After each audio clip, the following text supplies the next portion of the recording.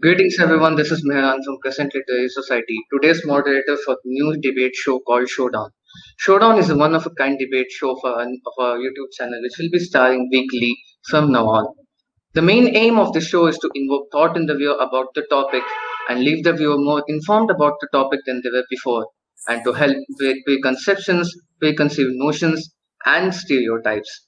Today's topic will be legal accountability of misinformation spreaders, and speaking for the topic we have Mr. Abishek Shankar from Crescent Literary Society, and speaking against the topic we have Pavan Sai from Crescent Literary Society too. Now, so that the participants have been introduced, I ask Mr. Abhishek Shankar to present his opening argument. Respected moderator, opposition, and audience. Almost all of us have received that one message, one forwarded message that we would have dismissed because we knew that the content was misinformation and thereby ignored it and would have went on with our lives. But what happens when we do not know to differentiate, or when the institutions we trust disseminate such information? When this information is crucial to our life and many fall prey to it, whom do we hold legally accountable for the damages it might have caused? Damages caused to our mental and physical health. The proposition believes that those who spread misinformation should be held legally accountable. And to support these claims, the proposition would like to present the following arguments. Firstly, in 2013, a fake video of a mob killing two boys was released on social media that aggravated communal tensions, leading to the Muzaffarnagar riots in the state of Uttar Pradesh. This led to 60 people dying and many left homeless. Similar incidents have led to the rise of mob lynchings and unrest in recent times. Do we not need to hold those who spread misinformation legally accountable? Secondly, in the past 5 years, we have nearly tripled the number of internet users, but have failed to secure for them digital literacy. At the moment, we're all going through trying times, and people are desperate for information. And the first people they look to is their government. But the government was caught unprepared for the second wave, leaving an information void that is rapidly being filled by political IT cells, malicious actors, and people who spread misinformation, mainly through WhatsApp. During the first lockdown that we had in 2020, fake messages regarding lockdown extensions spread like wildfire on WhatsApp. This led to people panic buying and hoarding, leaving those in need to forego their essential provisions. To summarize, the proposition believes that the government should bring into force stringent laws against those who spread misinformation, and at the same time bring about digital literacy to all its citizens. Thank you.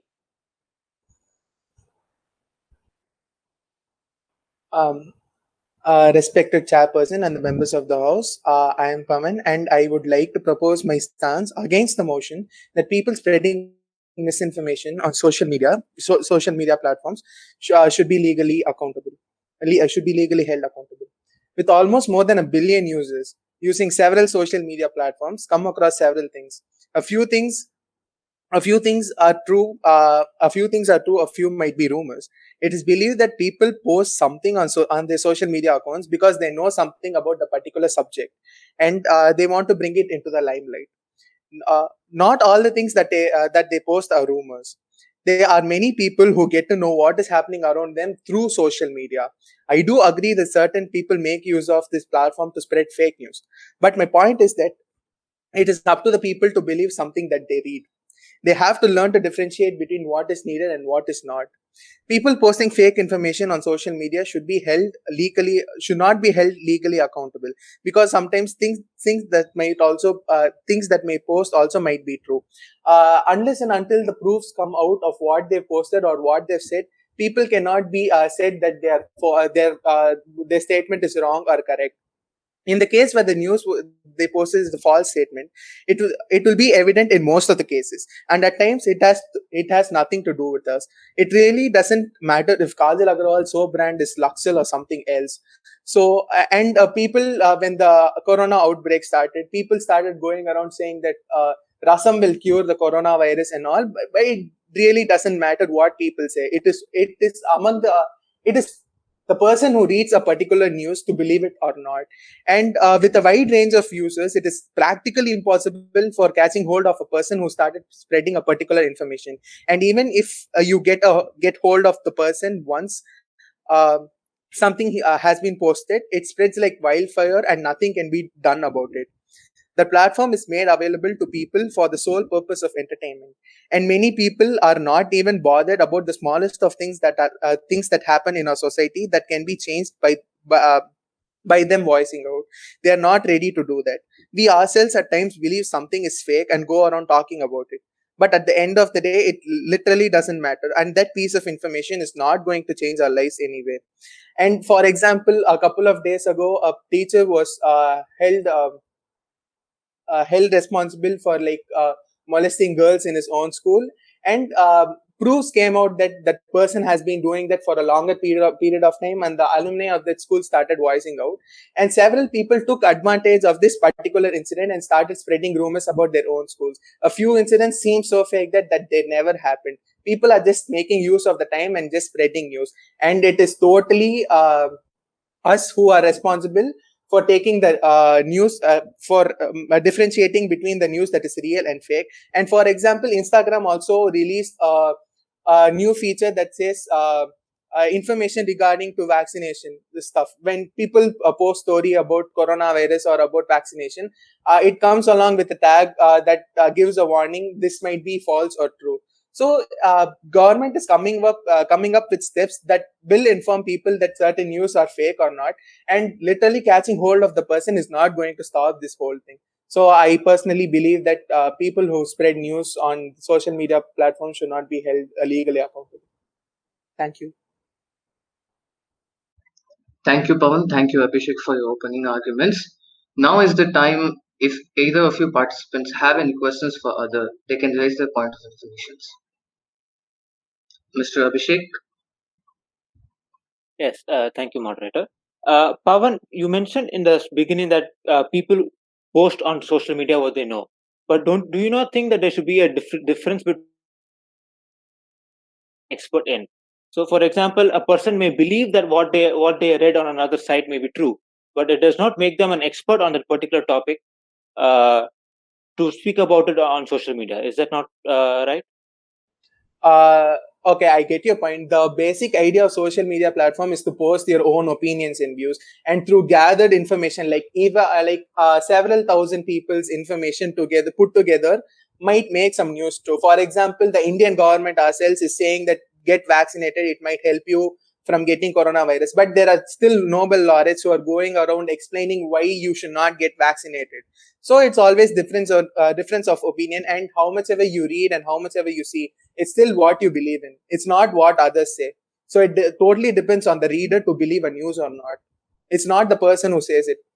If they are getting influenced by the person, that person might be a great influencer, but you can't go around believing each and every person saying news that's true to them, right? So it's totally lies, depends on the person who reads the news and believes it or not. okay. So, Mr. Pavan, do you have any questions for the proposition? I have a point of information. The proposition speaker said that WhatsApp news has been spread that the lockdown extension, there might be an extension in the lockdown during the first wave. So is it like because of the WhatsApp forwards did the government imply that law, or I want the proposition speaker to clarify that particular point. Yeah. So thank you, Pavan. So what I meant to say with that point was that it was not what the government had not released any information at the moment about regarding any lockdown extensions, but regardless of that, people were spreading information, were forwarding these messages claiming that the government is going to extend the lockdown, so go buy all what you need. And this created hysteria among the population who read it and actually believed it, because you may not know, but there's a majority of people actually do believe, sometimes do believe what they say on internet, especially on their WhatsApp forwards, and it can and has in some cases led to mental and physical damages. Okay, thank you, Okay. Abhishek. Thank you, Pawan and Abhishek, for your point of informations. Now is the time for Mr. Abhishek to put forward his conclusion argument. Now, to summarize, I would like to first point out that the opposition strongly believes that it is up to the people who read the message to believe the information or not. But he does not he has not taken into consideration the point that many people who live especially in India do not know to differentiate between what is true or what is false, and in the matter of what is posted on the internet, and they usually only believe what the government says. But if the message claims that it's from the government, then they do not know to differentiate whether it is from the government or not. So this is what I meant, that the government should disseminate digital literacy to all its people, and not and this may be prevalent in urban circles where people will be able to differentiate between uh, fake news and real news. But this is unfortunately not the case in the rural parts of India, which are now recently started to join the internet community. So, so I would like to reiterate that the government, it is the responsibility of all the users who use the social media platform and the government to bring upon to enact the responsibilities to report fake news, and also the government to enact legal to hold the person who initially spread the fake news legally accountable, to scare away further people who wish to manipulate and change the sentiments of the citizens of India, by especially by driving a wedge between different communities or between two different nations. And for this, we need stringent laws to govern the digital space, and also to disseminate digital literacy to all the citizens of India, both rural and urban. Thank you. Um, so, to start with the concluding statement, I strongly believe that the government cannot go after each and every person who posts a particular news on the internet or any social media platform. The proposition speaker has been constantly speaking about WhatsApp and has been forgetting about Twitter, Instagram, Facebook, and every other social media platform. And talking about WhatsApp itself, every 3-year-old to almost 90 year old person has now started using WhatsApp, and they know to forward messages. And speaking about digital literacy, the government cannot go around actually teaching people what social media is, what Instagram is, what Facebook is. Already the literacy rate of India has been drastically going down. Instead of digital literacy, I would actually prefer sending students to the government schools and actually educating them about the real stuff. And coming back to the social media thing, government cannot actually scrutinize or legally hold a person responsible for spreading a fake news. He or she can claim that news to be from some other source, and they can't go finding about the source again and again. And by the time they actually reach the source from where the news started, the the current affairs would have totally changed, and it would have been something in the past. And as such, there have been several pending cases in the court, and actually holding a person responsible for something he or she posted on social media will actually cause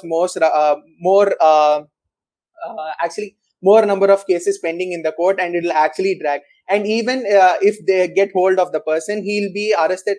He'll come under the section of 420 of for not even forgery. I'm not sure about the section, but there'll not be stringent rules passed over him, and there needs to be a separate law drawn for this. So it will just be a long process and just wait of time, and a waste of time. So concluding that, it's actually difficult to get hold of the person spreading the fake news or not.